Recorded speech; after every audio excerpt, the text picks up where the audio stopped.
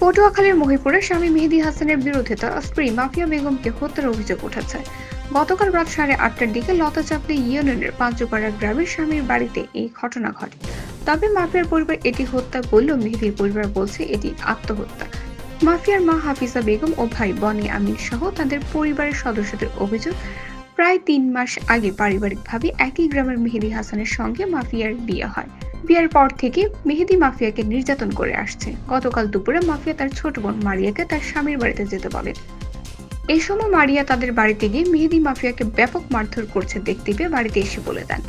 রাত 8:30টার দিকে মেহেদী তার শ্বশুর হারিসকে ফোন দিয়ে মাফিয়া গলায় দড়ি দিয়েছে বলে জানান।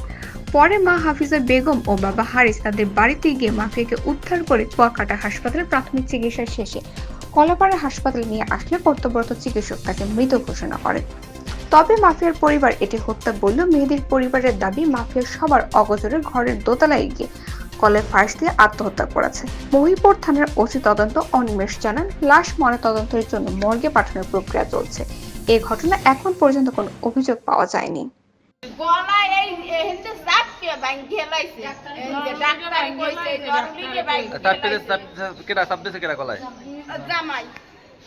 বাজাবাজি হয়েছে আর বোনের কাছে শুনছি বাজাবাজি হয়েছে। ও যাই দেখছে যে ওই মারামারি করে, আরে বাড়াই ধরছে, জিবরে বাইরে গেছে আর ছোট বোন কান্দর লইছে।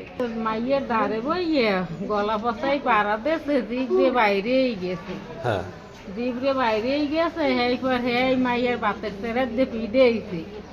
আর হেই মাইয়ে হেই পর ওই পাও ধরে কাঁদছে, বোনের ভাইয়া মোর আকুরে মারিয়ে লাইবেন, ও ভাইয়া মোর আকুরে মারিয়ে লাইবেন, আমি পাও ধরে কোন মাইয়ারে আপনার?